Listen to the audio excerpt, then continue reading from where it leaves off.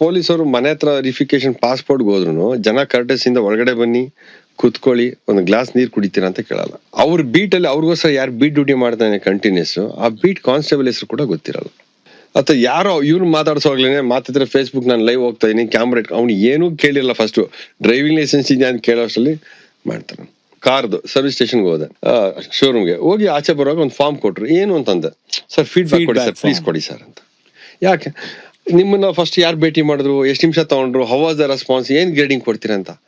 ಅರೇ ನಾವು ಸಾರ್ವಜನಿಕರ ಸೇವೆಗೋಸ್ಕರ ಇರೋದು ಪೊಲೀಸರು, why can't we try this ಅಂತ ಬಂತು ನನ್ನ ತಲೆಯಲ್ಲಿ ಯೋಚನೆ.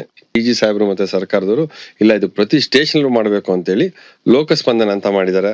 ತಾವುಗಳು ಸಾರ್ವಜನಿಕರು ಪೊಲೀಸ್ ಸ್ಟೇಷನ್ಗೆ ಏನಾದ್ರು ಭೇಟಿ ಕೊಟ್ರೆ ನಿಮ್ಮ ಎಕ್ಸ್ಪೀರಿಯನ್ಸ್ ಹೇಗಿತ್ತು ಅನ್ನೋದನ್ನ QR ಕೋಡ್ ಸ್ಕ್ಯಾನ್ ಮಾಡೋದ್ರ ಮುಖಾಂತರ ದಯವಿಟ್ಟು ದಾಖಲು ಮಾಡಿ.